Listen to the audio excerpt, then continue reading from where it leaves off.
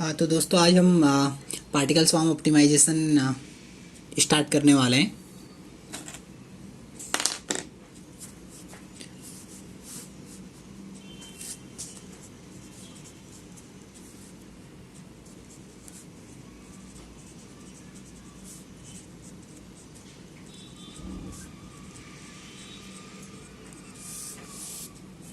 तो particle swarm optimisation में हम पढ़ेंगे। पहले हम हमारा मेन फोकस रहेगा कि हम पार्टिकल स्वार्म ऑप्टिमाइजेशन की मदद से कोड कैसे लिखें। तो हम इलेक्ट्रिकल में पावर सिस्टम में इकोनॉमिक लोड डिस्पैच की प्रॉब्लम को पार्टिकल स्वार्म ऑप्टिमाइजेशन की मदद से सॉल्व करेंगे। उससे पहले हम कुछ पार्टिकल स्वार्म ऑप्टिमाइजेशन की हिस्ट्री, पार्टिकल स्वार्म ऑप्टिमाइजेशन कैसे काम करता है और इसके कुछ टर्म्स के बारे में पढ़ेंगे। तो अभी एक स्टेटमेंट है that PSO is inspired from the social behaviour.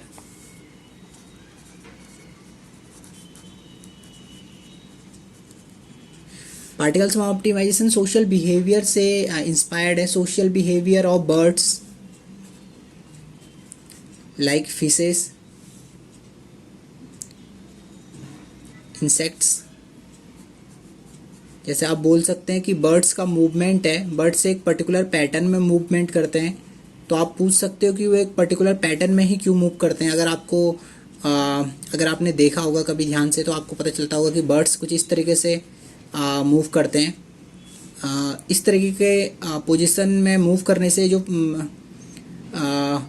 Air का, क्योंकि एयर एक प्रेशर लगाता है, तो जो भी बर्ड सबसे फर्स्ट पोजीशन पे होगा उसको सबसे ज़्यादा एयर का रेजिस्टेंस फेस करना पड़ेगा, और जो भी बर्ड लास्ट पोजीशन पे होगा उसको लीस्ट एयर का प्रेशर फेस करना पड़ेगा।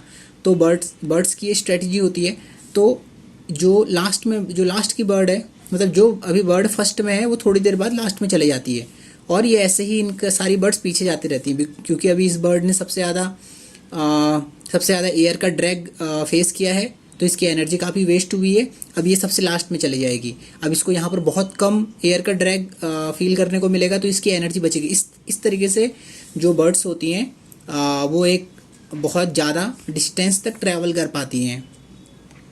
ओके, पीएसओ की हम हिस्ट्री जान लेते हैं। पीएसओ डेवलप हुआ था 1995 में। जेम्स कैनेडी एंड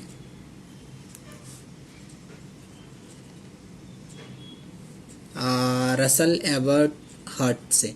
तो देखिए, अभी 1995 ये डेट क्या है, ये बहुत ज़्यादा पुरानी डेट नहीं है, ये बहुत रिसेंट डेट है। तो आप लोगों को समझना चाहिए कि ये टॉपिक एक रिसर्च का टॉपिक हो सकता है। तो आप पार्टिकल स्वार्म ऑप्टिमाइजेशन को मेडिकल के फील्ड में यूज कर सकते हैं, आप इलेक्ट्रिकल के फील्ड में यूज कर सकते हैं। आपको एप्लीकेशन देखना पड़ेगा कि पार्टिकल स्वार्म ऑप्टिमाइजेशन का एप्लीकेशन कौन कौन से फील्ड्स में है। Okay, this technique is based on the movement of birds, fish और insects. Based on the movement, ठीक है। अगर ये मूवमेंट पे डिपेंड कर रही है तो वेलोसिटी और पोजीशन के टर्म आने वाले हैं। ये चीज़ आपको समझनी पड़ेगी। ओके, और हम पार्टिकल स्वार्म ऑप्टिमाइजेशन के बारे में ये देखते हैं कि यहाँ हम सोशल इंटरेक्शन देखेंगे। जैसे सोशल बिहेवियर, उसी को आप समझ सकते हैं कि सोशल इंटरेक्शन है, कि ये पार्टिकल्स आपस में कैसे इंटरेक्ट करते हैं। ओके, यहाँ पे अभी हम कुछ टर्म्स देखेंगे, जो हम टर्म्स यूज़ करने वाले हैं। एक टर्म है पी बेस्ट। पी बेस्ट को हम बोलते हैं पर्सनल बेस्ट। एक होता है जी बेस्ट। जी बेस्ट को हम बोलते हैं ग्लोबल बेस्ट। अभी जब मैं आपको न्यूमेरिकल बताऊंगा तो मैं बताऊंगा कि पर्सनल बेस्ट और ग्लोबल बेस्ट का हम किस तरीके से यूज़ कर रहे हैं, तो आपको वो क्लियर हो जाएगा। ओके,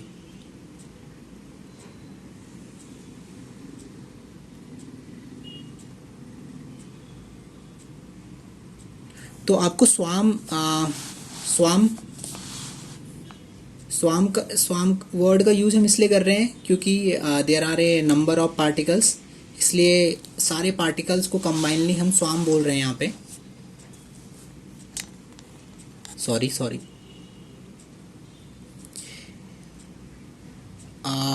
ईच पार्टिकल, तो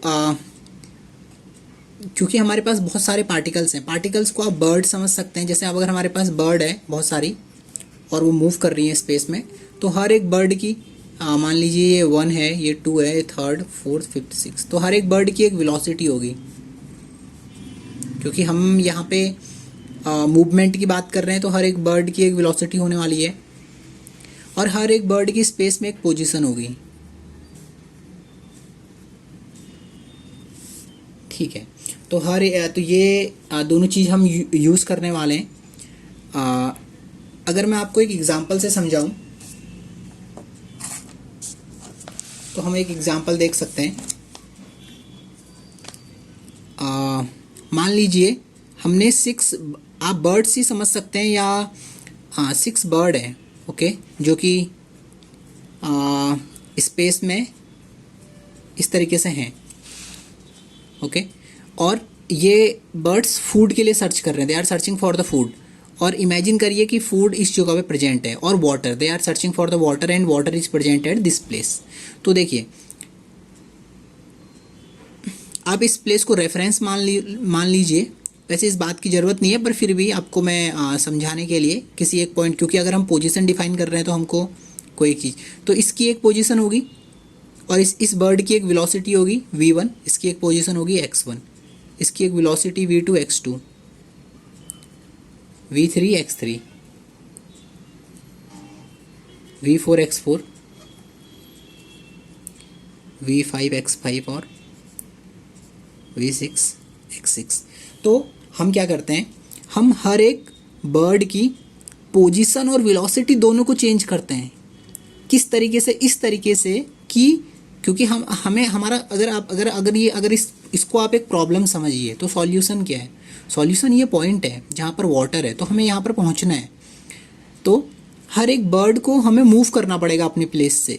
तो 6 बर्ड्स है, तो मतलब हर एक बर्ड की एक पोजीशन है जो नेक्स्ट टाइम के स्टेप में चेंज हो जाएगी, ओके। तो इसकी अभी अगर मान लीजिए ये बर्ड इस पोजीशन में, तो थोड़ी देर बाद ये बर्ड किसी भी पोजीशन पे आ सकती है। समझिए आप, क्या पता है बर्ड थोड़ी देर में इस पोजीशन पे आ जाए, ये वाली बर्ड थोड़ी देर में मूव करके इस पोजीशन पे आ जाए, ये वाली बर्ड इस पोजीशन पे पहुंच जाए, ये वाली बर्ड इस पोजीशन पे पहुंच जाए और लास्ट वाली बर्ड इस पोजीशन। तो बर्ड्स सॉल्यूशन, कोई बर्ड सॉल्यूशन के नज़दीक आएगी, कोई बर्ड सॉल्यूशन से दूर जाएगी। सॉल्यूशन क्या है? ये वाटर का सोर्स। तो हमें देखना क्या है? हमको ये देखना है कि जो इनका जो ये मतलब किस बेसिस पे, ऐसी क्या चीज़ है जिसकी वजह से हम इनका ये डिसाइड कर रहे हैं कि कौन बर्ड कहाँ जानी चाहिए। तो पार्टिकल स्वार्म ऑप्टिमाइजेशन का होल पूरा कंक्लूजन इस बात पे आता है कि हमें ये सारी बर्ड्स को इस पॉइंट पे, मतलब फाइनली अगर ये प्रॉब्लम, अगर आप ये समझिए कि अगर ये प्रॉब्लम सॉल्व हो जाती है तो होना क्या चाहिए?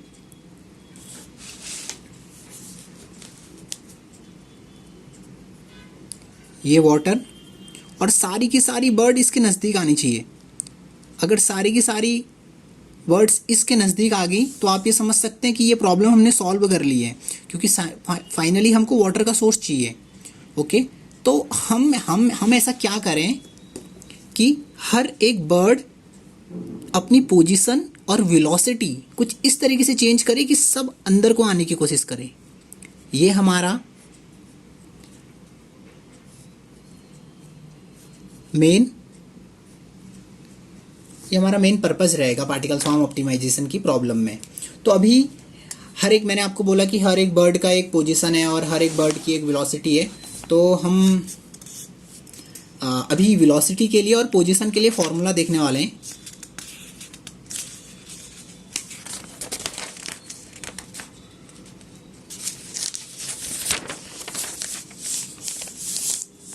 ओके,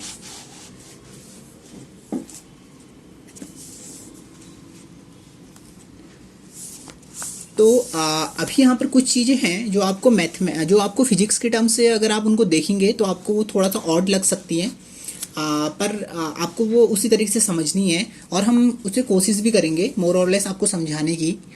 तो मैंने आपको बोला था कि हमारे पास डिफरेंट बर्ड, अभी एक बर्ड को मैं एक पार्टिकल की तरह पार्टिकल बोलता हूँ। तो मान लीजिए हमारे पास 6 पार्टिकल्स हैं।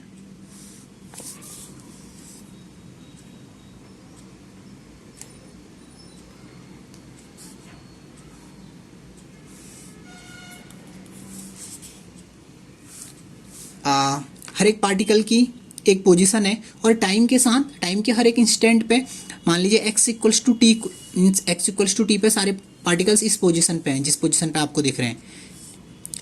X equals to T plus one पे मान लीजिए ये पार्टिकल इस पोजीशन पे आया, ये वाला पार्टिकल यहाँ आया, ये वाला पार्टिकल इधर आया, ये पार्टिकल इधर आया, और ये वाला पार्टिकल थोड़ा दूर चले गया और ये पार्टिकल इधर पे चले गया और ये वाला पार्टिकल और दूर चले गया यहाँ पे। तो इस पार्टिकल की position x equals to T पे ये थी और ये वाली पोजीशन क्या है, x equals to T plus one. Similarly ये पोजीशन क्या है, x equals to T plus one. ये पोजीशन क्या है, t प्लस वन टाइम पे, t plus one, T plus one, T plus one, और ये सारी पोजीशन है x इक्वल्स टू टी पे। अभी x का सबस्क्रिप्ट लिख के मैं इसको बोल सकता हूँ कि ये पार्टिकल 1 है, ये पार्टिकल 2 है, ये पार्टिकल 3 है, पार्टिकल 4 है, पार्टिकल 5 है, पार्टिकल 6 है। ओके, तो पार्टिकल की पोजीशंस चेंज हो रही है। मतलब आप देखिए, अभी तो पार्टिकल की पोजीशन के लिए चेंज के लिए हम कौन सा फॉर्मूला यूज़ करते हैं, हम पार्टिकल स्वार्म ऑप्टिमाइजेशन में पार्टिकल्स की पोजीशन को चेंज करने के लिए ये फॉर्मूला लिखते हैं।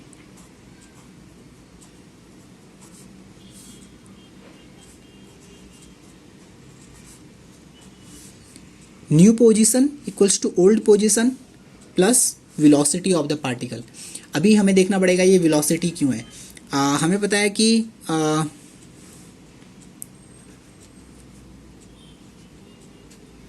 हमें पता है speed equals to distance upon time होता है। तो आप ये समझ लीजिए यहाँ पे हम तो इस v equals to X by T होता है। तो अगर हम यहाँ से इस t को अगर हम यहाँ से 1 कंसीडर कर लेते हैं तो v इक्वल्स टू एक्स, ये इस तरीके से यही सोच के हम यहाँ पे हमने ये v को लिखा हुआ है यहाँ पे एक्चुअली, क्योंकि हम ऐसा इमेजिन करते हैं कि टाइम हमेशा 1 है, 1 के स्टेप्स में चेंज हो रहा है। तो इसीलिए वेलोसिटी मीटर पर सेकंड में रहेगी और जो भी टाइम है वो हम उसको 1 कंसिडर करके इन दोनों को मोर और लेस सेम मान रहे हैं और उसके अकॉर्डिंग हमने यहाँ पे v लिख दिया। अभी ये v क्या है, ये v है जिस भी पार्टिकल को आप कोई भी एक पार्टिकल ले सकते हैं, यहाँ पर सब्सक्रिप्ट 1 2 3 कुछ भी आप सब्सक्रिप्ट लिख सकते हैं, जो भी सब्सक्रिप्ट वो पार्टिकल होगा। तो हम पहला पार्टिकल के लिए ही देख लेते हैं, x of 1 t plus 1 equals to x1 of t plus, तो ये होगी वेलोसिटी ऑफ फर्स्ट पार्टिकल। अभी हम देखेंगे वेलोसिटी ऑफ फर्स्ट पार्टिकल क्या होती है। ओके, और सिमिलरली जैसे हमने पोजीशन के लिए एक फॉर्मूला लिखा हुआ है, उसी तरह हम एक फॉर्मूला लिखने वाले हैं वेलोसिटी के लिए।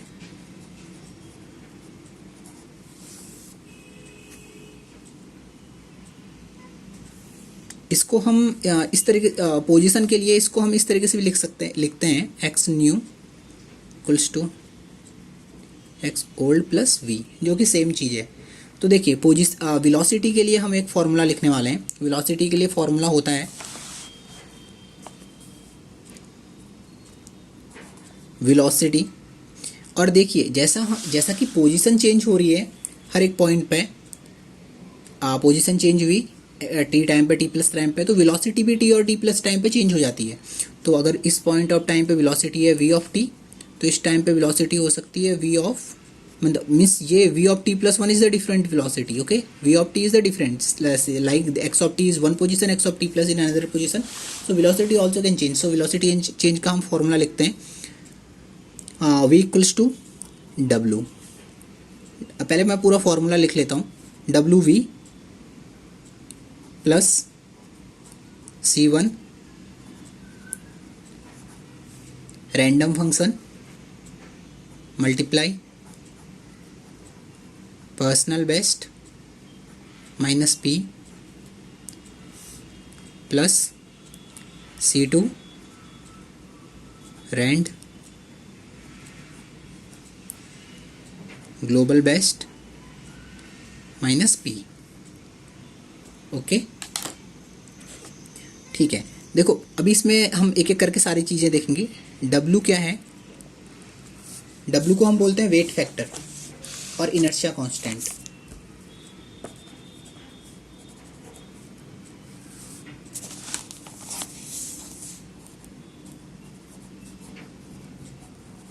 वेट फैक्टर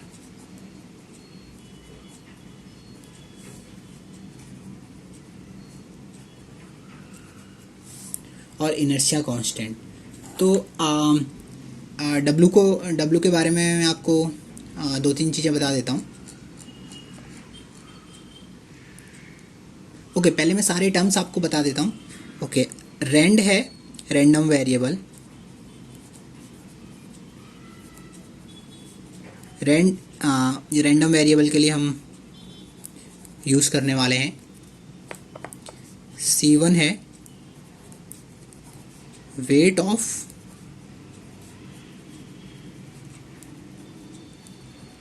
लोकल इंफॉर्मेशन और इम्पोर्टेंस ऑफ द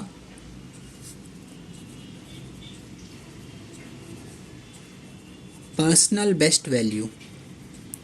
कि किसी भी पार्टिकल का पर्सनल बेस्ट, ओके हम पर्सनल बताएंगे किसी पार्टिकल का पर्सनल बेस्ट क्या होता है।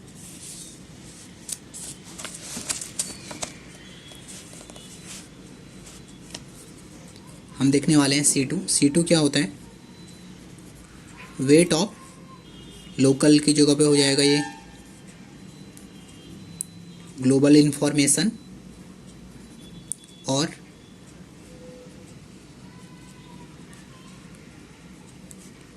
Importance of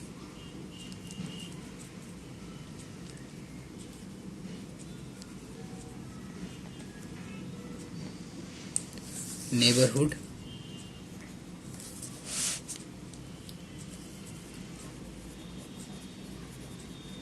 best value. Okay, P best हमने आपको बता दिया है। P best is best position of the particle.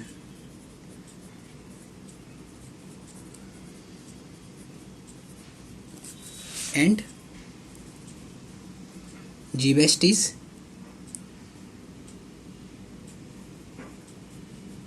Best position of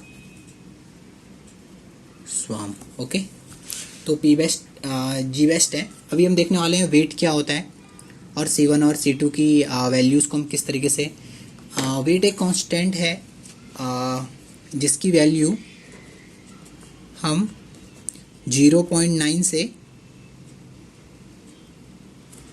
0.4 के बीच में चेंज कर सकते हैं।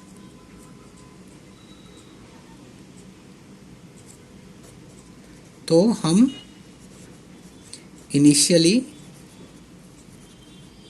लार्ज वैल्यू चूज करते हैं। Initially consider large value.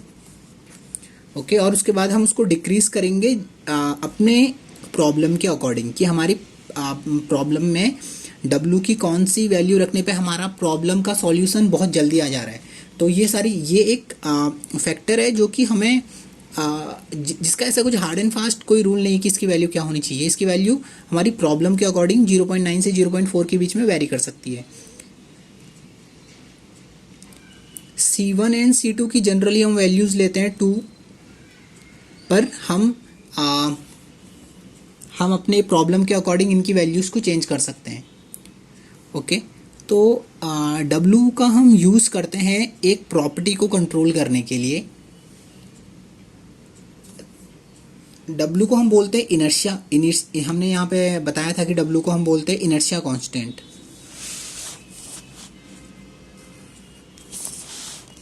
Okay, तो इनर्शिया का टर्म क्यों आ रहा है? मतलब कोई पार्टिकल अगर किसी पॉइंट पर है तो उसका कुछ इनर्शिया होगा और उसको कंट्रोल करने के लिए हम W एक टर्म का यूज़ करते हैं। तो देखिए अगर एक पार्टिकल इस डायरेक्शन में मूव कर रहा है तो क्या वो इसी डायरेक्शन में मूव करना चाहेगा, ठीक है, क्योंकि उसका इनर्शिया है। इनर्शिया मतलब कोई बॉडी रेस्ट पे तो रेस्ट पे रहेगी, अगर कोई बॉडी मूव कर रही है तो वो उसी पर्टिकुलर डायरेक्शन में मूव करना चाहेगी। अगर आप इस पार्टिकल को इस डायरेक्शन में मूव कराना चाहते हो तो आपको एफर्ट लगाना पड़ेगा। अगर किसी पार्टिकल का इनर्शिया 0.9 है तो समझ रहे हो आपके लिए उस पार्टिकल को मूव करना बहुत मुश्किल है, वो अपनी ही डायरेक्शन में चलते रहेगा। पर अगर आप किसी पार्टिकल का अगर किसी पार्टिकल के लिए W की वैल्यू 0.4 है, ओके, तो आपके लिए क्योंकि उसका इनर्शिया कम है, W उसका इनर्शिया, तो मतलब आपको उस पार्टिकल को मूव करने में आसानी होगी। तो अगर ये 6 बर्ड है तो और ये बीच में फूड है जिसके लिए ये बर्ड सर्च कर रहे हैं, और इनिशियली मान लीजिए सारी बर्ड्स इस डायरेक्शन, ये वाली बर्ड इस डायरेक्शन में मूव कर रही थी, ये वाली बर्ड इस डायरेक्शन में मूव कर रही थी, ये वाली बर्ड इस डायरेक्शन में। तो देखिए अगर आप W की वैल्यू हर एक, क्योंकि देखो आपको हर एक पार्टिकल के लिए सेम W की वैल्यू सेट करनी होती है, तो अगर आपने सबके लिए 0.9 कर दी W की वैल्यू सेट, तो आप इस पार्टिकल्स को रोक नहीं पाओगे। मतलब आप इस पार्टिकल को, ये पार्टिकल की टेंडेंसी है इस डायरेक्शन में जाने की, सॉल्यूशन है अपोजिट डायरेक्शन में, तो होना क्या चाहिए था कि इस पार्टिकल को कुछ भी करके अपनी पोजीशन चेंज करके किसी भी तरीके से वापस आना चाहिए था। पर अगर W बहुत ज़्यादा है, इसका इनर्शिया बहुत ज़्यादा है, तो आप इस पार्टिकल को बहुत ज़्यादा डेविएट नहीं कर पाओगे और ये पार्टिकल बहुत दूर चले जाएगा। डेविएट हल्का कर पाओगे क्योंकि ये 0.9 है, पर हाँ, और तो यस, तो इसीलिए आप कह नहीं सकते हो, आपको अपनी प्रॉब्लम के अकॉर्डिंग इस W की वैल्यू को चूज़ करना पड़ेगा कि आपको रेंडमली W की बहुत सारी वैल्यूज़ रखनी पड़ेंगी, 0.8, 0.7, 0.6, 0.5, और आपको देखना पड़ेगा कि कौन सी W के करस्पॉन्डिंग आपका सॉल्यूशन सबसे फास्ट कन्वर्ज कर रहा है। देखो अगर आप इस वाली प्रॉब्लम में W इक्वल्स टू 0.9 रखते हैं तो आपको प्रॉब्लम को कन्वर्ज करने में बहुत ज़्यादा टाइम लगेगा, क्योंकि most of the particles solution से दूर जा रहे हैं, और सॉल्यूशन से दूर जा रहे हैं और अपने इनर्शिया बहुत ज़्यादा बढ़ा दिया है, तो उस पार्टिकल को, ये पार्टिकल के आगे इनर्शिया के, तो इस पार्टिकल को बहुत ज़्यादा टाइम लगेगा वापस ओरिजिनल जो भी सॉल्यूशन है, जो भी ये बीच में सॉल्यूशन है, यहाँ तक पहुँचने में। इसलिए हमें W को केयरफुली चूज़ करना होता है।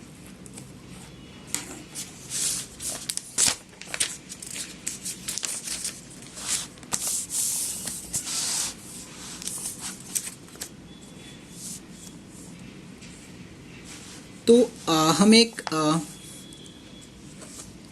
चीज़ बोलते हैं that W is used to control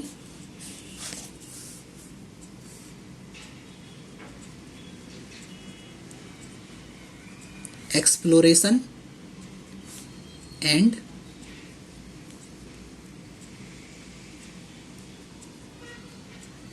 exploitation. तो ये जो टर्म है एक्सप्लोरेशन और एक्सप्लॉयटेशन, ये दोनों इम्पोर्टेंट टर्म है, और हम ये दोनों टर्म्स को देखने वाले हैं कि इन टर्म्स का मतलब क्या है करके।